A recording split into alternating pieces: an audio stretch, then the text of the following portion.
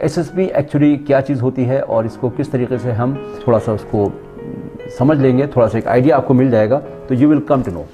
Services selection board में mainly वो officer like qualities देखते हैं। आपकी नॉलेज जो है वो रिटन एग्ज़ाम में या जो भी थी आपकी एक एवरेज पर्सन के हिसाब से वो उतनी वहाँ के लिए काफ़ी है, लेकिन वहाँ आपको as an average person officer like qualities जो हैं वो देखी जाती है और उसके बहुत ही यूनिक तरीके हैं जिसको समझना बहुत आसान भी है और इंटरेस्टिंग भी है। तो मैं आपको ज़रा सा दिखाऊंगा कि ये एसएसबी का क्या सिस्टम है और किस तरीके से हम इसको कर सकते हैं। सर्विसेज सिलेक्शन बोर्ड जी, इसमें देखिए फर्स्ट डे में स्क्रीनिंग टेस्ट होता है। अब स्क्रीनिंग टेस्ट के लिए क्या होता है कि सबको जितने भी कैंडिडेट्स होते हैं उनको हम मतलब जो जिस भी एसएसबी से तकरीबन काफ़ी एसएसबीज हैं और एयरफोर्स सिलेक्शन बोर्ड्स भी हैं, तो वहाँ पे आपको एड्रेस दे दिया जाएगा, टाइम दे दिया जाएगा कि सुबह 6 बजे या 7 बजे आपको स्टेशन पर वहाँ पे मिलना है। और जब वहाँ पहुँचेंगे तो वहाँ पे एक जो रिप्रेजेंटेटिव होगा एसएसबी का वो आपको लेने के लिए आ जाएगा कि आप रेलवे स्टेशन पे आए हैं। ये उसी किस्म की कुछ तस्वीर हैं जो आप देख सकते हैं कि arrival at the railway station में क्या पोजीशन होती है, और फिर वहाँ से जो बच्चों को लेके फिर जो बसेस आती हैं एसएसबी से उनसे उनको बोर्डिंग करके जो सर्विसेज सिलेक्शन बोर्ड का जहाँ पे ऑफिस है वहाँ लेके जाते हैं।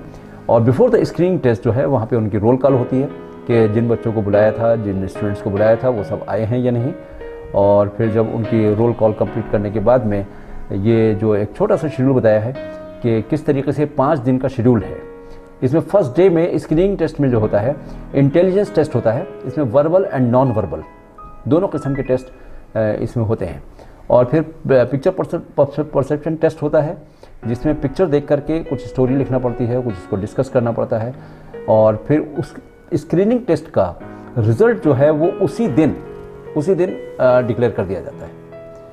और जो लोग स्क्रीनिंग टेस्ट में, और नॉर्मली देखा ये गया है कि तकरीबन 50% लोग जो हैं उसी दिन वापस भेज दिए जाते हैं और शाम की दूसरी बस से वो उन तमाम कैंडिडेट्स को जो स्क्रीनिंग टेस्ट में फेल हो जाते हैं उनको स्टेशन पे दोबारा ड्रॉप कर दिया जाता है कि किस तरीके से जाते हैं। जब वो लोग चले जाते हैं स्क्रीनिंग इंटेलिजेंस टेस्ट में, verbal and non verbal test में, तो फिर इसके बाद में ये परसेप्शन टेस्ट है कि इसमें कोई भी ऐसी वेग तस्वीर दिखाई जाएगी जिसको आपको देख करके कुछ अंदाज़ा लगाना है और इसकी स्टोरी पीछे से शुरू करना है और बताना यह है कि इस पिक्चर में क्या हो रहा है और इसका एंड क्या होने वाला है। इसमें आपकी इमेजिनेशन पावर जो है बच्चों की वो सामने आती है कि किस तरीके से उनको ये समझना है। और result of the screening test जो है वो उसी दिन डिक्लेयर किया जाता है। और जो लोग फेल हो जाते हैं या स्क्रीनिंग टेस्ट में क्वालिफाई नहीं कर पाते हैं उनको जो है स्टेशन पर वापस भेज दिया जाता है। और बकिया जो लोग बचते हैं उनको बकिया 4 दिन रोकने के लिए वहीं पर उनको रोका जाता है कि बाकी का टेस्ट देंगे। और दूसरे दिन से उनके साइकोलॉजी टेस्ट शुरू किए जाते हैं। साइकोलॉजी टेस्ट में ये जो आप देख रहे हैं कि ये स्टोरी राइटिंग टेस्ट है, यानी कि इसमें कोई भी एक टॉपिक दिया जाएगा और उसके ऊपर आपको एक स्टोरी क्रिएट करके आपको within 3 to 4 minutes you have to write a story. और इसमें ताकि आपकी जो इमेजिनेशन और आपकी सोच के पॉजिटिव और निगेटिव वो बहुत सी चीज़ें हैं वहाँ पे असेस की जाती हैं। It is purely psychological test, तो इसमें आपको कुछ वो नहीं है। फिर दूसरी चीज़ मिलती है कि वर्ड एसोसिएशन टेस्ट, यानी कि वर्ड्स दिए जाएंगे और आपको लिखने का टाइम जो है मैक्सिमम 20 सेकेंड्स मिलेंगे, जिसमें आपको एक सेंटेंस एक देख करके और उसको आपको सेंटेंस बना करके लिखना है। मिसाल के तौर पर ब्यूटीफुल, तो ब्यूटीफुल जो वर्ड आपको मिला उसको देखते ही आपके जहन में क्या सेंटेंस स्ट्राइक हुआ कि रोज़ इज़ ब्यूटीफुल, या जो कुछ भी आपकी चीज़ है, या अगली लफ्ज़ अगली पे आपको एक सेंटेंस बनाना है।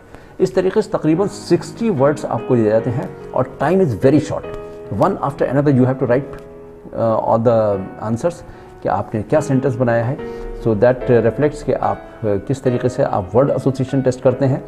और फिर उसके बाद में होता है सिचुएशन रिएक्शन टेस्ट, यानी कि सिचुएशन रिएक्शन में ये बताते हैं कौन सी सिचुएशन में आपने कितनी जल्दी क्या रिएक्शन किया।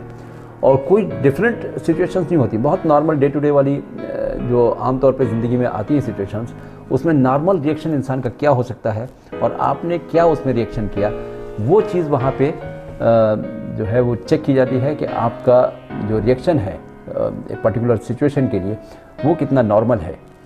फिर आता है self description test, and this is something very difficult in the sense कि आप खुद अपने बारे में क्या समझते हैं, अपने बारे में आपकी राय क्या है, वो आपको एक 4-5 मिनट के अंदर एक स्केच लिखना पड़ता है कि मैं अपने आप को ये समझता हूँ, I can do this, I can not do this, I am this type of person, this type of person. तो ये जो साइकोलॉजिस्ट हैं जो एसएसबी में हैं, उनको समझने के लिए बहुत इजी होता है कि आप खुद के बारे में कितना जानते हैं और जो आप टेस्ट वहाँ पे दे रहे हैं उससे आपकी हकीकी पर्सनैलिटी कितना मैच करती है।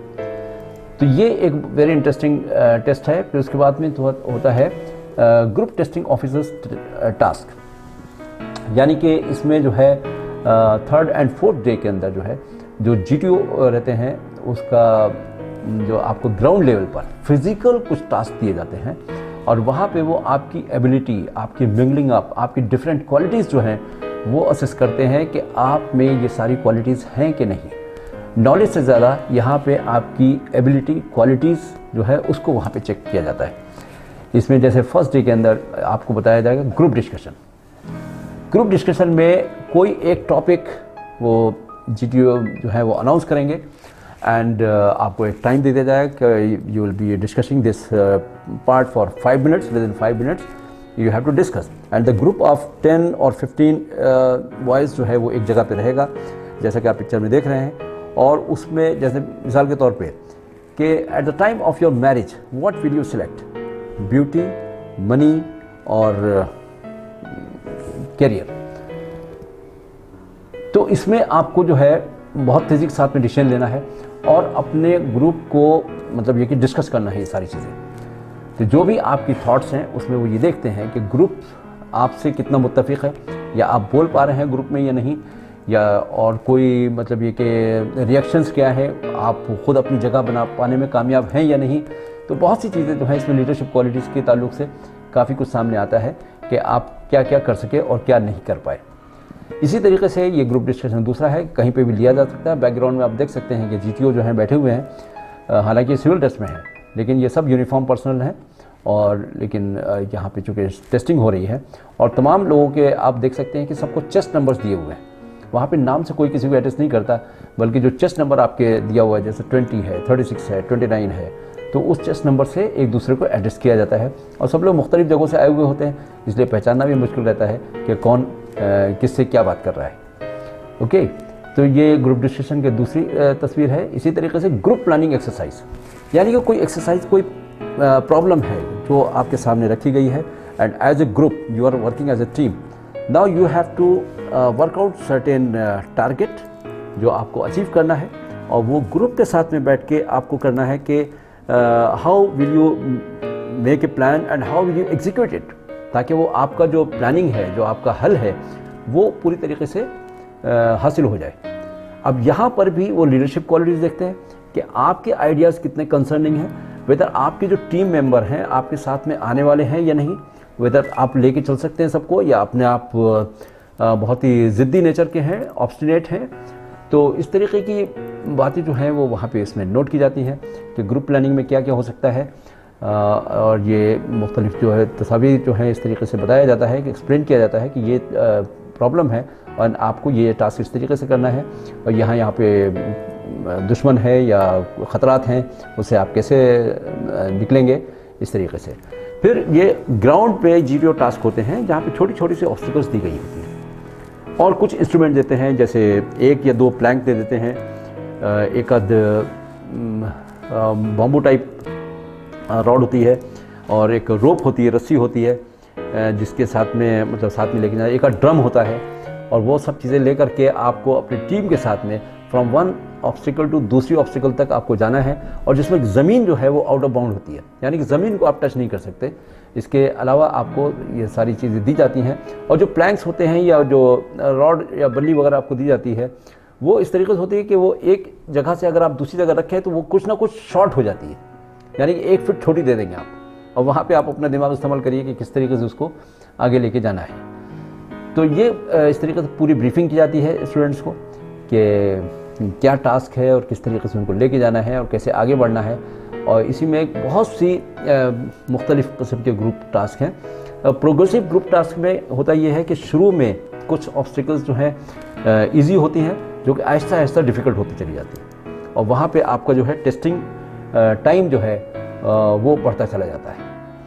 ये इसके बाद में फिर इंडिविजुअल ऑब्स्टिकल्स होते हैं कि अगर आप अकेले हैं तो उस तरीके में ये ऑब्स्टिकल है, आप किस तरीके से उसको पार करेंगे, कर पाएंगे या नहीं, आपके अंदर हिम्मत कितनी है, कितना कॉन्फिडेंस है, वो तमाम चीज़ें आपको देखने को मिलेंगी।